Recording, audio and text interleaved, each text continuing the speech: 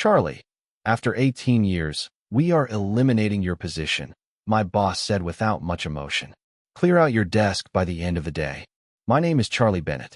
I am 58 years old, and up until that Monday morning, I was the senior systems analyst at Clearwater Technologies in Columbus, Ohio. For almost 2 decades, I had been the guy who held the entire information technology department together, from the slow dial-up days all the way through to modern cloud systems. 3 chief executive officers had come and gone while I stayed right where I was. I trained every new recruit. I recovered every lost file. I worked late nights, weekends, and holidays without ever asking for anything in return, not even a thank you. So when Mark called me into his office, with Carol from Human Resources already waiting, I knew what was coming before a word left his mouth. I could feel the change weeks ago. I understand, I said, giving him a small nod. Then I walked out without saying another word. No yelling, no begging, just quiet acceptance. Back at my desk, I noticed the younger workers shooting nervous glances my way, then pretending to be busy with their screens. Bad news travels fast. Most of them were programmers I had trained myself. Good kids, but they had no idea what was really hidden under the hood of our systems. None of them knew how to dig through the old software I had built or how to find the administrative codes buried 3 layers deep. I started packing my few personal items carefully. A framed picture of my family. An old coffee mug my boy made in high school pottery class. A little cactus that somehow survived 18 years under buzzing fluorescent lights. Lisa from marketing stopped by my desk, her face tight with frustration. "Charlie, I just heard," she said. "This is insane. You basically built this whole company." I just shrugged. "Companies change," I said. "But after everything you have done? Without warning?" She asked, her voice starting to rise. People were starting to look over. "It is all right," I said quietly, even though it was not all right. But I was not about to make a scene. As I made my way toward the elevator, Mark stepped out of his office and stood there watching me. No handshake. No thank you. Just making sure I was really leaving. What nobody seemed to realize was that over the years, I had become the one person they could not afford to lose. Not because I was brilliant, but because I was careful. I had documented everything. Years ago, when a legal scandal rocked the company, I was the one who built the secure audit trails to catch unauthorized access. I also kept backup copies, tucked safely in my car. I sat there for a minute, staring back at the tall 12-story building where I had spent most of my working life. The security badge I had just turned in had been renewed 16 times. I started the engine and drove home. They had no clue what was coming on Wednesday. I had been with Clearwater since it was just a 2-floor office space out in a plain old business park. Back then, my daughter Emma was just starting kindergarten. Now she was about to finish graduate school. The company grew, and I grew with it. I turned down offers from competitors because loyalty meant something to me. Always did. My wife, Michelle, used to joke that the servers were my second family. She was not too far off. I knew every single system, every workaround, every patchwork solution that kept things running long after the executives had moved on to their next big idea. The network I built survived 3 corporate takeovers and a dozen projects that management hyped up and then quietly abandoned 6 months later. Mark became my boss 5 years ago. Young guy, full of business school energy. He never once called us people. We were information technology resources to him. Just another line item in the budget. He loved throwing out words like efficiency and digital transformation during meetings. It usually meant one thing: cutting corners and piling more work onto fewer people. At first, I tried to help him understand the complicated systems that had been patched together over years of growth. But he never really listened. "We need to future-proof," he would say, staring over my head. About 6 months ago, he brought in a new face, Adam Carter, a consultant with a fancy watch and a firmer handshake. His resume bragged about his Stanford degree, front and center on his LinkedIn profile. Adam and Mark would huddle up behind closed doors every time I passed by. 3 months ago, I noticed my administrator rights were starting to get trimmed down. Nothing major, small, careful adjustments. I could have raised a fuss, but instead, I just watched and kept records. "You seem miles away lately," Michelle said one evening while we sat on the front porch. "Is everything all right at work?" she asked. I nodded, taking a sip of my beer. "Just changes. Nothing I have not seen before." But deep down, I knew it was different this time. I stopped getting invited to meetings. Important emails about system upgrades stopped landing in my inbox. Projects I normally would have been running were handed to the younger staff. Then one afternoon, while doing one of my regular quiet scans of the system, the kind no one even remembered needed doing anymore, I found something strange. A series of payments made to a vendor called Apex Solutions Group. The name meant nothing to me. A quick online search showed it was a brand new company registered just the year before. Their listed address? A box at a United Parcel Service store. The payments started small, but had been steadily growing every month. I did not say anything. I saved the records. I kept watching. Sometimes the guy who sits quietly in the corner sees more than anybody else, because everyone assumes he is not even looking. The morning after I got fired, I sat in my home office staring at my laptop. No alarm had gone off that day. No busy commute waiting for me. Just the heavy silence of reality sinking in. Michelle came in and set a coffee cup beside me, giving my shoulder a little squeeze before walking out again. After 19 years of marriage, she knew better than to press me when I needed space. "I am heading to the grocery store," she said from the hallway. "You need anything?" I shook my head without looking up. Once she left, I reached down and unlocked the bottom drawer of my desk, pulled out a small flash drive, one of several I had kept hidden and safe over the years. Officially, company policy said no one was allowed to take any data off-site. But long ago, when the legal team needed a way to monitor for internal threats, I had been the one to set up the system. And just in case, I made sure to keep backups. I had been very clear back then about the need for off-site backups. They had signed off without a second thought, and then forgotten all about it. I plugged one of the flash drives into my personal laptop and started going through the files. There were internal emails, meeting notes I was not supposed to have, and financial records that a regular employee should never have seen. There it was, a full paper trail of payments made to Apex Solutions Group. Almost $1,800,000 paid out over 18 months. I dug deeper, cross-checking dates and amounts until the pattern started to show itself. Those payments matched up almost perfectly with our software license renewals, the stuff the entire company needed to function. Only the renewal prices were inflated, sometimes by 15%, sometimes by 20%. Small enough not to draw attention right away, but over time it added up to real money. I pulled the business registration records for Apex Solutions Group. The listed owner was a man named Thomas Wilcox. A quick search through social media confirmed what I already suspected. Thomas was the brother-in-law of our chief financial officer, Brian Wilcox. They were bleeding money out of the company through fake markups on real services. I leaned back in my chair, feeling something harden inside me. It was not anger, not exactly. It was colder than that. Sharper. Focused. For 18 years, I had been the guy solving problems, fixing networks, protecting information. I was the steady hand, the one they never had to worry about. And after all that, they tossed me out like a piece of broken equipment.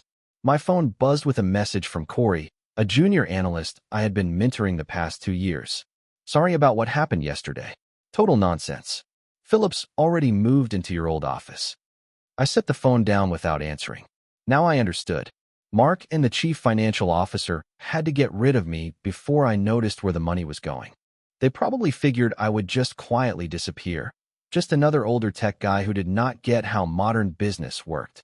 I opened my email and started drafting a message to the board of directors. Then stopped, finger hovering over the send button. It was too direct. Too easy for them to write off as a bitter rant from a guy who just lost his job. I needed something better. A way to expose everything in a way they could not ignore or sweep under the rug. I deleted the draft and started making a real plan. Tomorrow was Wednesday, the day the board met to review quarterly financials and hand out bonuses. Perfect timing. I closed my laptop and walked to the living room window, looking out at the street where we had raised our kids, built a life. For the first time since that Monday morning, I smiled. Wednesday morning, I parked across the street from Clearwater Technologies and watched people file through the front doors like nothing was wrong. In the passenger seat was my laptop, connected to a burner email account I had set up years ago during security testing. It looked like an internal company address, but did not actually exist inside their network. At exactly 9:15, I sent the first shot. An email to Mark with the subject line, "Financial irregularities, urgent review required." I kept it short, outlined what I had found about the Apex payments. Just enough detail to be credible, but leaving out the part about the family connection. If Mark was involved, he would panic. If he was not, he would start digging. Either way, I would learn something. By 9:45, my phone rang. Mark's number. I let it go to voicemail. His message was tight and nervous. Charlie, we need to discuss your email immediately. Please call me back. I did not call back. Instead, I drove to a coffee shop and waited. At 10:30, another email came through, this time from Carol in Human Resources. Mr. Bennett, we have received concerning communication from you that potentially violates your separation agreement. Please cease all contact with Clearwater employees. Further communications may result in legal action. Typical. Threaten me into silence. One problem, I never signed any separation agreement. At noon, I went to the bank and opened my safe deposit box. Inside was another flash drive, an older backup, but a good one. It held records I had not saved anywhere else, security logs, administrator access approvals, key changes made to financial systems. And there it was. 18 months ago, right around when the Apex payments started, Brian Wilcox had personally requested expanded access to the financial systems. Back at home, I checked my phone. 3 missed calls. Mark, Carol, and now Adam Carter. Interesting. I had not expected Adam to jump in so fast. In my personal email, there was a new message from Corey marked urgent. Charlie, they are saying you sent some crazy email about financial fraud. Phillips called an emergency meeting. They are locking down system access, even old records. People are scared. What is happening? Poor kid. Just caught in the middle. I replied, do not get involved, Corey. Just keep your head down and watch. At 3 in the afternoon, my old landline rang, the one I had not used for work calls in years. I picked up, but said nothing. Charlie, it is Brian Wilcox, the voice said. Calm. Controlled. We should talk about your concerns. I think there has been a misunderstanding. That what you are calling it? I asked. Look, transition periods are always messy. If you have questions about finances, there are proper channels, like the board. Silence from me. No need to drag the board into operational matters, he continued. Why do we not meet privately? Just you and me. Set the record straight. Sorry, I said. I have plans. And besides, I think the board might be very interested in Apex Solutions Group and your brother-in-law. The sharp intake of breath on his end told me everything I needed to know. You are making a serious mistake, he said finally. We can fix this. Good severance. Great references. Whatever you need. Goodbye, Brian, I said and hung up. 10 minutes later, an email from Carol landed in my inbox. The company had doubled my severance offer, but only if I signed a strict confidentiality agreement covering everything. They still thought they were dealing with a man who wanted hush money. They had no idea what was actually coming. That night, I barely slept. I spent the hours going over years of old records, piecing together a bigger picture I had never seen before. Turns out, Apex was not Brian's first rodeo. 3 years back, soon after Brian became chief financial officer, another pattern of shady payments started. This time to a company called Lakeside Business Solutions. Different name. Same scam. Invoices for consulting services, inflated or sometimes never delivered. A little digging showed the owner of Lakeside was Patricia Wilcox, Brian's wife. The so-called chief executive officer of a company that had no website, no employees, and a virtual address in a strip mall. The deeper I went, the clearer it got. Mark had not just known about it. He had helped. In return, his department kept getting budget increases, while everyone else saw cuts. Even Adam Carter was part of the mess. His consulting firm had skipped the normal approval process altogether. His real job had not been modernizing our systems. It had been to clear out the one guy who might spot the fraud. Me. In total, they had siphoned off more than $4,300,000 over 3 years. I gathered everything, spreadsheets, business registrations, internal emails. Laid it all out clearly, no room for doubt. Then I did something they would not expect. I called Robert Chun, an old board member I had worked with years ago during a security overhaul. He answered on the second ring. Charlie Bennett, he said, surprised. Long time. Heard you left Clearwater. Not exactly by choice, I said. Robert, I need 15 minutes of your time. It is important. There was a pause. Then he said, this have anything to do with why Brian and Mark have been looking like someone stole their lunch all week? He chuckled. Always figured you knew where the bodies were buried. Where can we meet? I asked. An hour later, we sat at a park bench about 3 miles from the office. I handed him a sealed envelope and a flash drive. Everything you need is in there, I said. Dates, amounts, names. I do not want my job back. I do not want a payoff. I just want the right people to know the truth. Robert studied me for a long moment. Why come to me, he asked. Because you are the only one who actually reads the audit reports, I said. I have seen you do it in meetings. You ask questions, Robert said, giving me a slow nod. There is an emergency board meeting tomorrow. Finance committee review. Pretty convenient timing, Charlie. He slipped the envelope into his jacket pocket. If this checks out, he added, there will be serious consequences. That is the idea, I said. As I headed back to my car, my phone buzzed. A text from Michelle. Some guy named Adam Carter stopped by the house looking for you. Said it was urgent. I told him you were out. Good. They were getting desperate. That afternoon, I got 2 job offers from rival tech firms. Both offers were for higher-level roles with big signing bonuses. Word had gotten out that I was available, but I ignored them for now. This was not about getting a new job.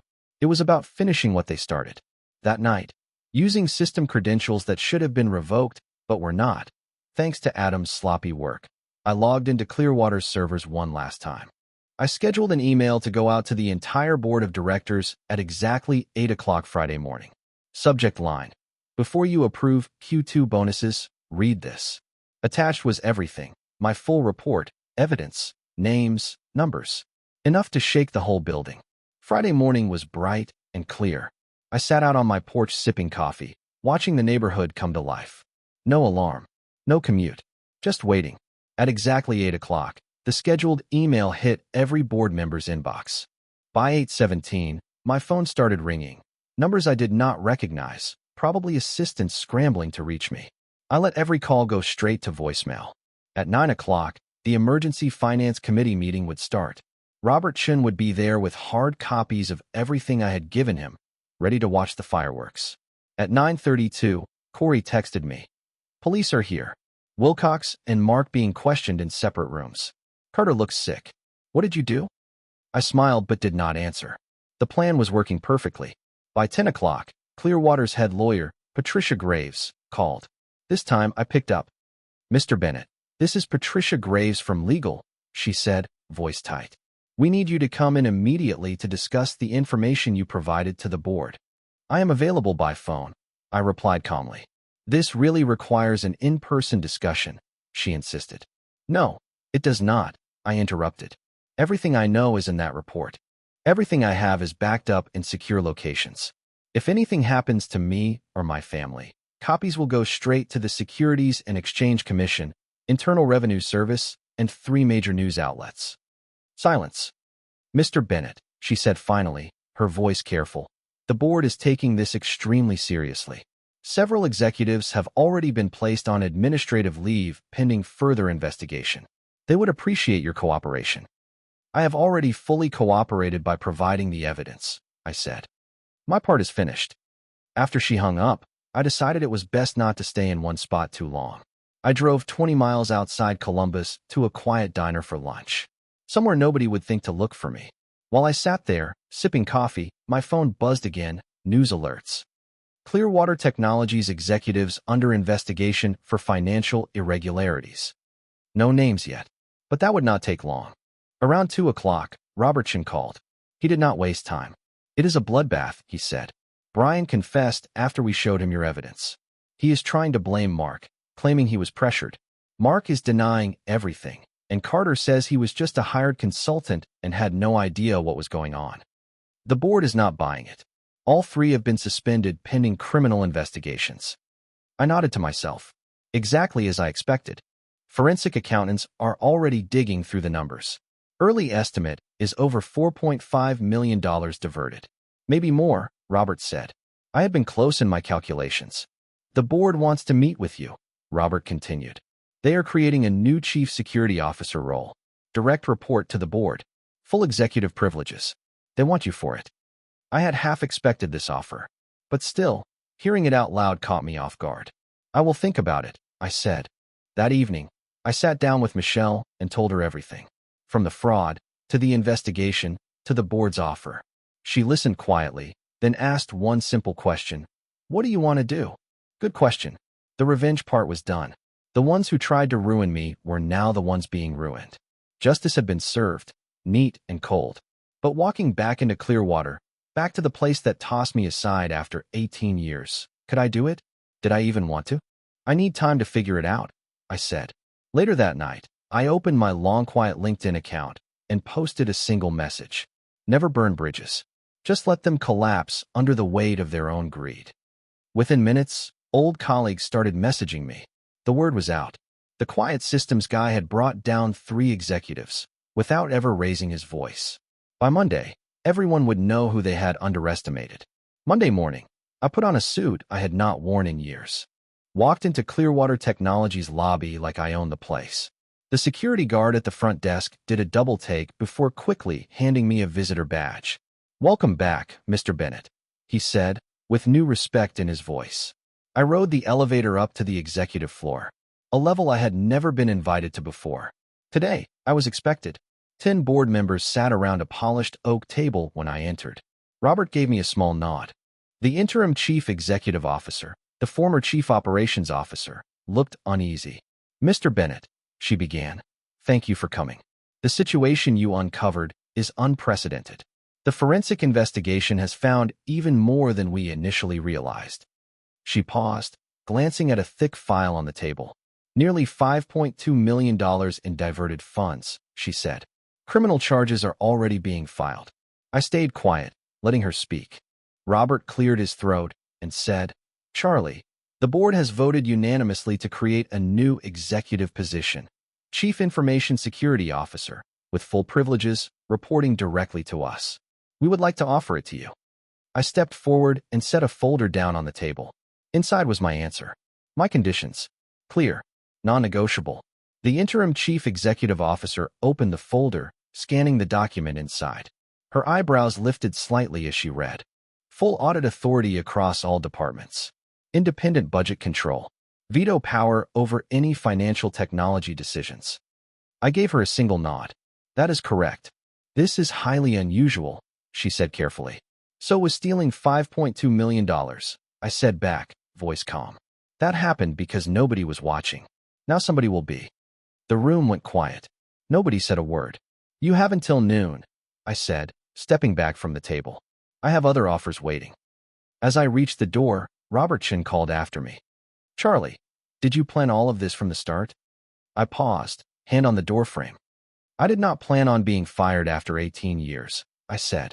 "Everything after that was just me doing what I have always done, identifying vulnerabilities and securing the system."